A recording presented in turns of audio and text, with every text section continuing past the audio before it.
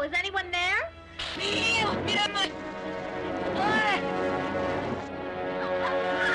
User enviando de vencer. Isna y...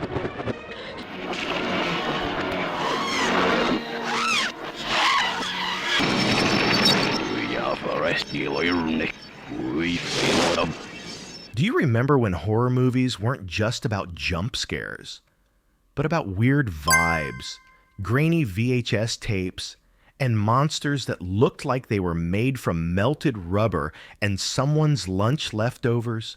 Yes. The For 1980s. Bill Whitney. I've never been. A glorious time when horror was fearless. Practical effects were king. And even the strangest, low-budget freak show could end up haunting your dreams forever. But not every horror hit made it to the spotlight.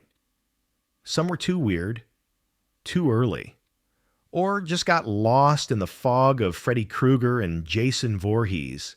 In this video, we're digging up 12 terrifying, bizarre, and criminally underrated horror films from the 1980s, the kind you probably never saw on TV, never found in Blockbuster, and definitely didn't hear about from your mom. Some flopped at the box office. Others were just misunderstood. But all of them, totally worth rediscovering.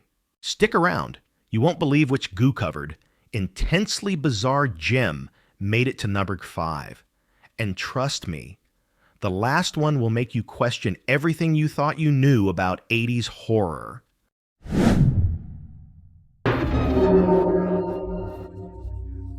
Society, 1989, a surreal satire.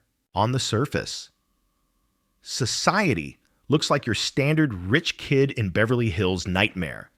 But don't let the preppy tennis whites fool you.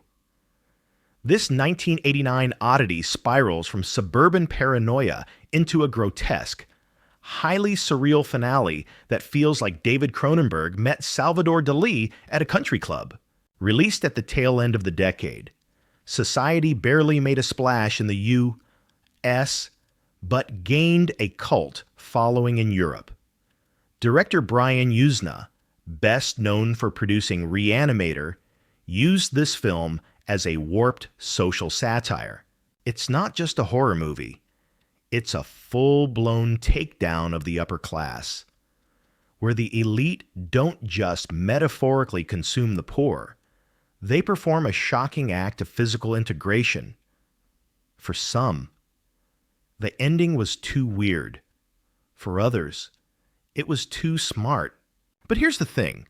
Beneath the bizarre surface and unsettling imagery, Society is sharp, subversive, and unlike anything else from the 80s, it's a horror movie that dares to say the real monster lives in the mansion next door. So yeah, maybe it bombed back then, but now it's exactly the kind of twisted, underrated gem that deserves a spot on your retro horror playlist.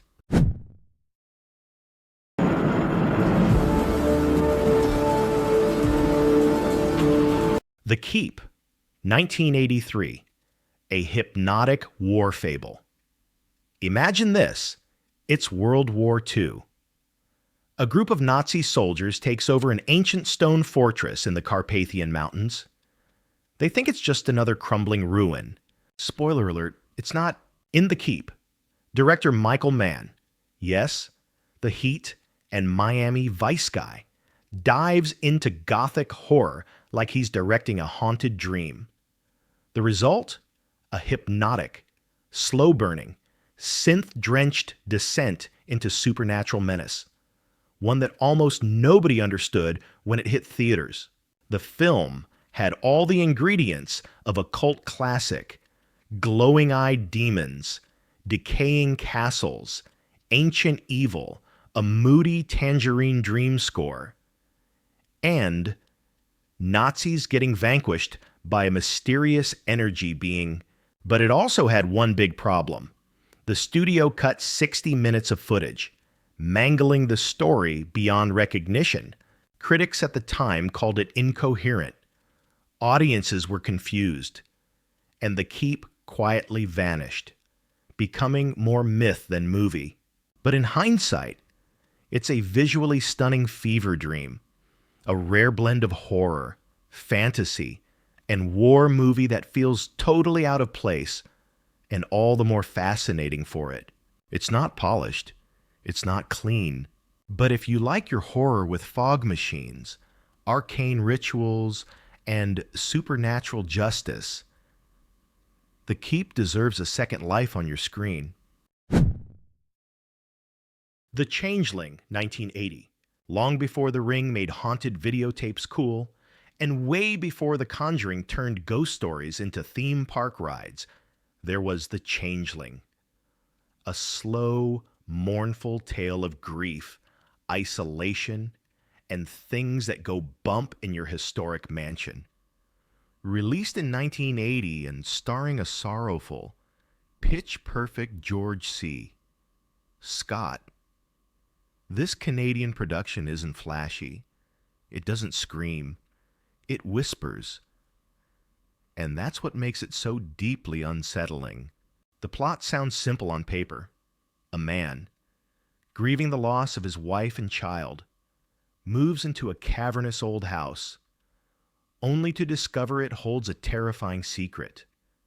There's a locked attic, a hidden history, and a presence that desperately wants to be heard. But what sets The Changeling apart isn't just the atmosphere, though it delivers candlelit hallways, creaking floorboards, and icy piano chords and spades. It's the grief. This movie aches. It mourns. And the supernatural horror feels like a natural extension of the main character's emotional collapse. Back in 1980, it was overshadowed by louder films. Friday the 13th debuted the same year. Critics liked it, but it never went viral, if that had been a thing. Yet horror fans who revisit it today, they walk away chilled, impressed, and wondering how they missed it the first time. This is prestige ghost horror. And if you've never seen it, congratulations. You've just found your new favorite haunted house movie. Sci-fi experiment. And all kinds of strange, set in a sleepy Midwestern town where teenagers start acting off. The film begins with what seems like a series of unsettling events. But behind the scenes, a secret brainwashing experiment is turning local kids into subjects of a shadowy mind control program, courtesy of hypodermic needles, tape machines, and a suspiciously well-funded university lab. Yeah, it's bonkers. The film was made by a mostly New Zealand crew trying to mimic Americana, which adds to its off-kilter charm. Everything feels slightly surreal. The dialogue, the pacing, the very weird dance party scene halfway through. Trust us, it's unforgettable. At the time, strange behavior got little attention. Too weird for mainstream audiences, too experimental for typical horror fans, and too early for anyone to really get it. But today, it's a delightful oddity. One of those, what the hell did I just watch? Experiences in the best way possible. Think of it as a time capsule from an alternate 80s. One filled with synth music, science experiments gone wrong, and unexplained tragedy. Lots of it. The Stuff, 1985. A sentient satire. Welcome to the 1980s, where consumerism is king. Neon is everywhere.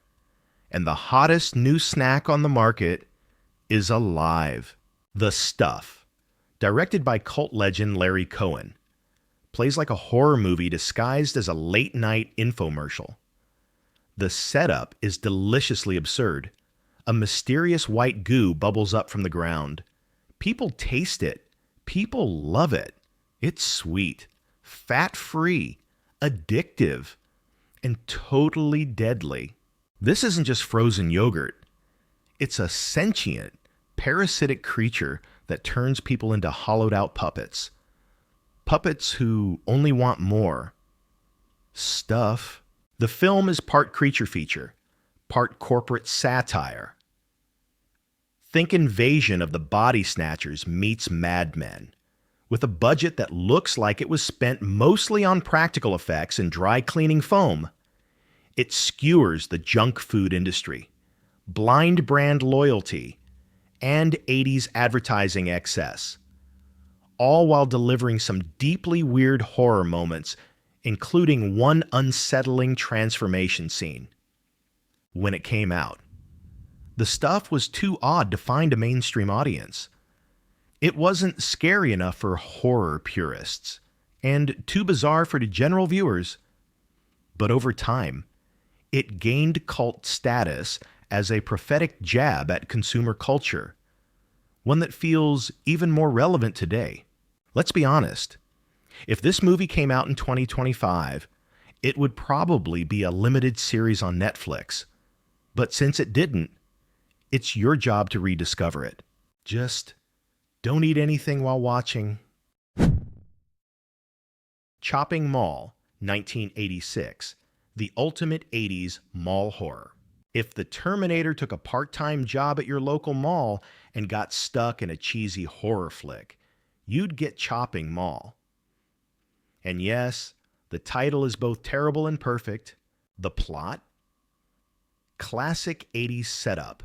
A group of horny teenagers decides to spend the night inside a shopping mall after hours. Unfortunately for them, the mall has just upgraded its security system to include a trio of heavily armed guard robots that look like a cross between a Roomba and RoboCop's angry little brother. At first, no one takes them seriously.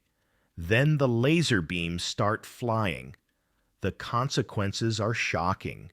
Mannequins catch fire, Q-synth music, and neon-lit action. The film was dismissed as cheap B-movie junk when it was released. And to be fair, it kind of is.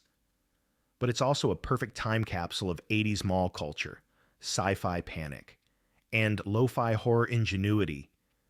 It doesn't pretend to be smart, it doesn't slow down, and it absolutely does not apologize for being ridiculous. With a runtime under 80 minutes and more sci-fi action than Transformers, Chopping Mall is fast, fun, and weirdly charming. Bonus, it features the line, "Have a nice day," right before a robot takes down someone. Cinema, baby. And some supernatural intervention. He returns from the grave through Eddie's stereo speakers. Yes, this movie literally turns a turntable into a gate to the supernatural. As Eddie starts using Sammy's powers for revenge, things go full-on chaotic and intense. Instruments act strangely. Unsettling events occur. And microphones seem possessed. It's like Carrie meets MTV's Headbangers Ball on acid. And just when you think it can't get any more 80s. Gene Simmons plays a DJ, and Ozzy Osbourne shows up as an anti-rock televangelist. When it was released, Trick or Treat was written off as silly metalhead nonsense. Too weird for horror fans, too horror for metal fans. It never found its crowd. But now, it's a love letter to a time when teenagers thought music held immense, unexplained power. It's campy, it's chaotic, and it truly rocks with a supernatural twist. The Beyond, 1981. Cosmic Doom in New Orleans. To say The Beyond has a plot would be generous. To say it's unforgettable, 100% accurate. Directed by Lucio Fulci, the Italian master of atmospheric horror. The Beyond tells the story of a woman who inherits a creepy New Orleans hotel, only to discover it sits on one of the 7 portals to a darker dimension. Naturally, what follows is less of a coherent narrative and more of a waking fever dream. Logic collapses. The terrifying results of the opening of the gate are revealed.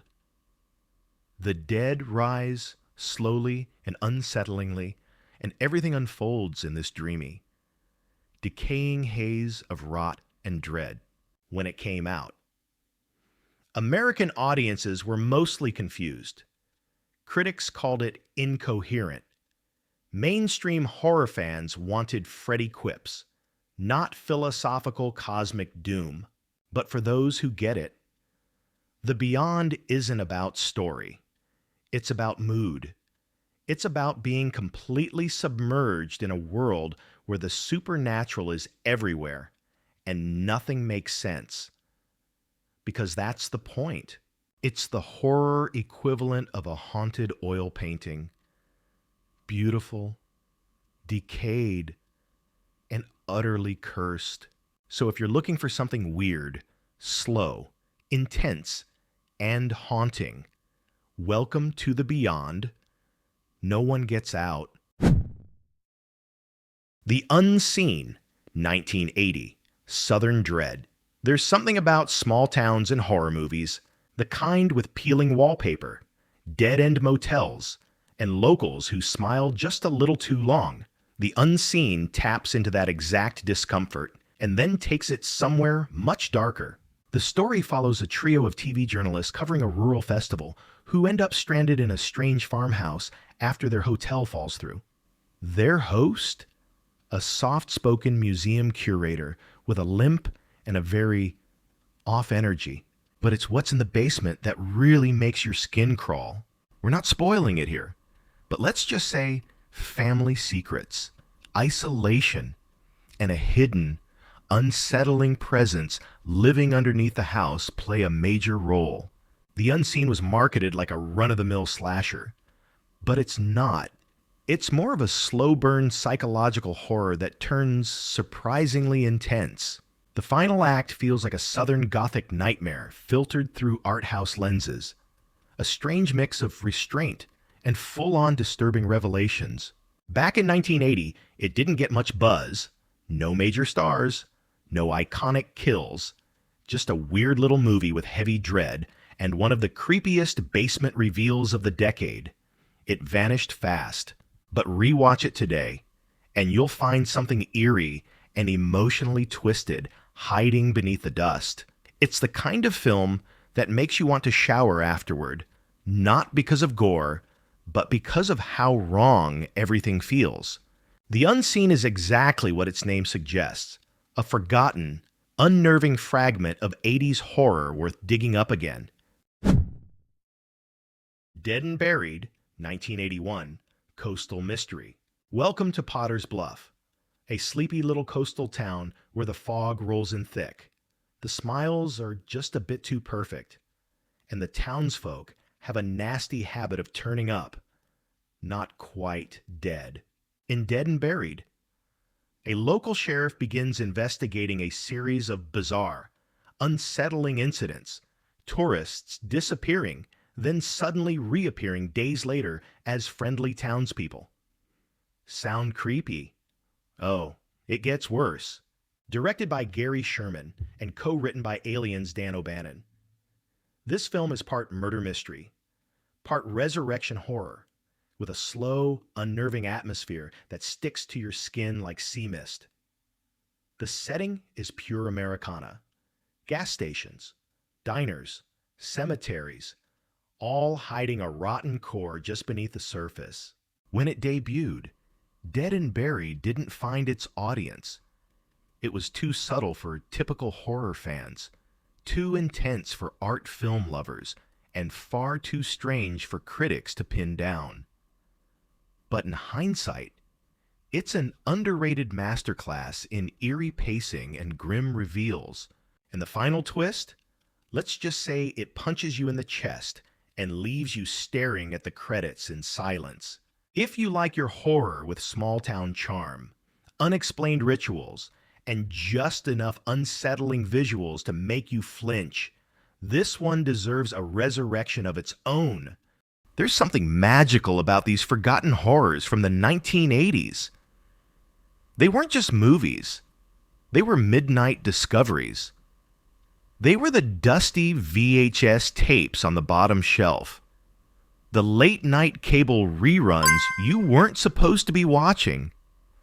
The strange titles you rented because the cover art looked cool and your parents weren't home. And sure, some were messy. Some were weird. Some made absolutely zero sense. But all of them had soul. These weren't just horror films. They were passion projects, experiments, oddities, the kind of movies made by people who really love scaring the hell out of you, even if the budget barely covered fog machines and fake blood. Most of all, they remind us of a time when horror was still wild, still unpredictable, still fun. And let's be honest, isn't that what makes them so rewatchable now? So, which one of these 12 have you actually seen? Which one freaked you out as a kid or totally passed you by? Did we miss your personal favorite underrated 80s horror movie? Let us know in the comments. We read every single one. Don't forget to like, subscribe, and click the bell so you don't miss what's creeping up next. Because if you thought these films were weird, wait till you see the stuff we've dug up from the early 90s. Yeah, things got even stranger. Until then, stay curious, stay spooky, and please, if you hear voices coming from the basement, maybe don't go check it out.